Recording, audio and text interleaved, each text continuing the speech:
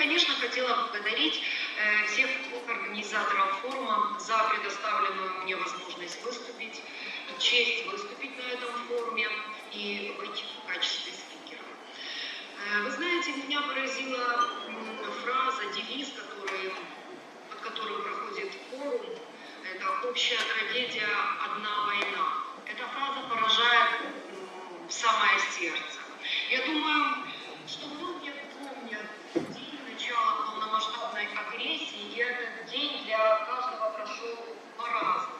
Но скажу точно, что для многих украинцев этот день, 24 февраля 2022 года, продолжается сегодня.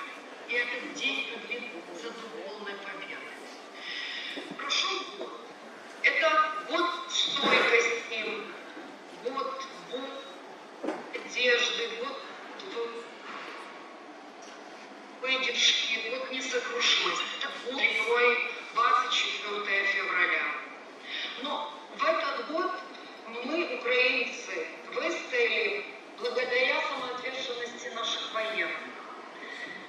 В том числе и иностранных легионов, которые помогают защищать территориальную целостность и суверенитет Украины. Мы смогли выжить благодаря военной, гуманитарной и финансовой поддержке, которую оказали наши союзники и партнеры. Действительно прошел год. Сейчас на календаре у нас 5 марта, и мы 375 дней сражаемся с империей зла.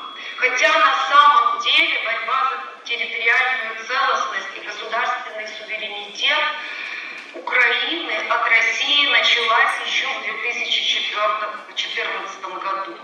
Кроме того, и Украина, и Ичкерия уже более 300 лет ведет борьбу за независимость своих стран.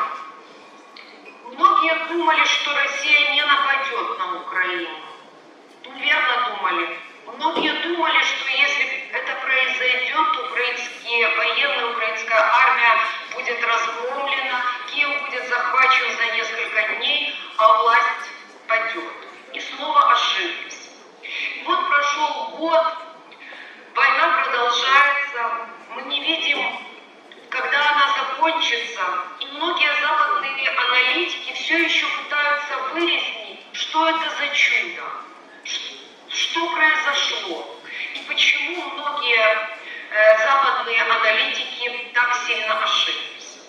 Но это полномасштабное вторжение российских войск в Украину окончательно сорвало маску с агрессивного путинского режима, который 9 лет притворялся миротворцем и третьей стороной в войне на востоке Украины. Путин пытался убедить мир, что в Украине продолжается гражданская война. В то же время попытки России очень быстро и за 3 дня захватить Киев потерпели поражение. И весь мир узнал, что так называемая вторая армия мира совсем и не вторая. Украинцы сплотились и смогли не только отстоять столицу, но и дать достойный отпор агрессору. На защиту стали все, мужчины, женщины, в том числе и молодежь от 18 лет. Я знаю, что наравне с украинцами положили голову борьбе с агрессором и наши друзья из Ичкерии, которые тоже сражаются за независимость Украины и Ичкерии с начала полномасштабной агрессии.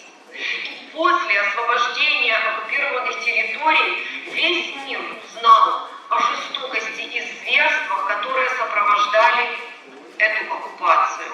Вы, чеченцы, еще в Первую и Вторую чеченские войны познали на себе все эти ужасы так называемых освободителей.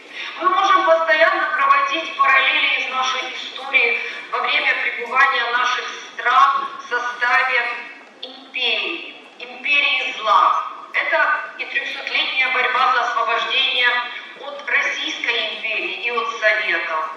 Это запрещение языка, культуры, массовые расстрелы, депортации, это голодомор и геноцид народов. Мы благодарны вам, что вы делаете для Украины. И переименование улиц именами героев Ичкерии – это самое малое, что мы можем сделать для вас в знак благодарности. Но сегодня я хочу сказать о реальных людях, о людях, которые пребывают и на поле боя, и в тылу. Будучи приглашенной на конференцию в Брюссель 27 ноября 2022 года, я смогла познакомиться с многими чеченскими женщинами, которые совместно с украинками в Европе делают все возможное для того, чтобы приблизить победу. Они проводят совместные митинги, демонстрации, акции протеста, сбор гуманитарной помощи и средств для украинской армии. Они демонстрируют фотовыставки украинских фотохудожников о реалиях войны. Они проводят журналистские расследования и репортажи. Вы, уважаемые женщины, своими усилиями держите в Европе гуманитарный фронт. Вы показываете всей Европе истинное лицо России. И, конечно, я хочу вам выразить свою признательность от имени всех украинцев. Также я хотела рассказать вам еще одну историю. Историю об украинской женщине. В моем родном городе в одной из школ работала учительница истории Любовь Плаксюк. В 2017 году она решила бросить свою любимую профессию учить детей и пошла воевать за территориальную целостность Украины. Она стала первой в Украине женщиной-наводчиком самоходной артиллерийской пушки «Гиацинт». Она уже 5 лет служит в армии и 2 года пребывает в Донецкой области. Ей всего 28 лет, и она продолжает бить врага. Таких историй можно рассказать тысячи. Я сегодня, перед тем, как пришла на ваш форум, присутствовала на открытии фотовыставки под названием «Женщины как цветы». Героини этой фотовыставки – это украинки, в дом которых пришла война. Это украинки, которые потеряли своих мужей, потеряли своих сыновей. Но эти женщины не сломались. Они продолжают работать для того, чтобы наступила победа. Большинство из героинь этой фотовыставки принимает активное участие в реабилитации военнослужащих, которые нуждаются в такой реабилитации.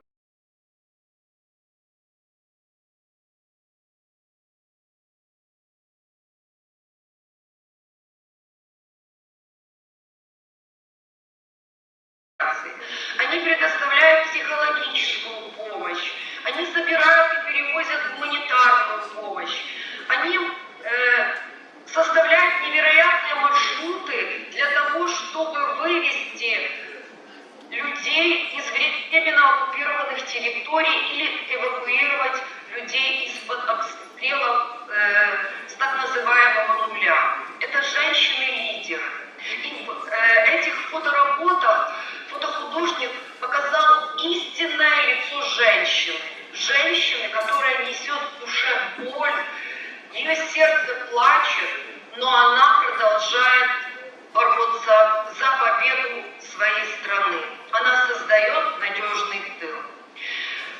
Елена Зеленская в Европе, в Совете Европы сказала, что украинским женщинам в этой войне России против Украины, против России предоставляется лидерская роль. Украинские женщины научились жить под обстрелами. Они научились разбираться в оружии и тактической медицине. Они научились невероятными усилиями доставать генераторы, доставать гуманитарную помощь. Они продолжают вести бизнес, они проводят уроки в бомбоубежищах, Они рожают в убежищах и не отдают всю себя за победу. Они лидеры. Чеченские женщины проходили это в Первую и Вторую Чеченскую войны. Они знают цену помощи, которая предоставляется вовремя. Я, когда готовилась к этому форуму, совсем другое хотела сказать, но все-таки решила отвести большую роль женщине, которая создает надежный тыл, пребывает на передовой и которая помогает приближать победу. Поэтому я хочу сказать, что ваша роль, дорогие женщины, она огромная. Вы на своем месте делаете все возможное для того, чтобы приблизить победу и освободить Украину и Ичкерию. И эта победа придет. Украина и Ичкерия достойны этой высокой справедливости, самоопределения и, как следствие, процветания. Поэтому я вам желаю удачи, здоровья, вдохновения и скорейшей победы. Слава Украине, слава Ичкерии!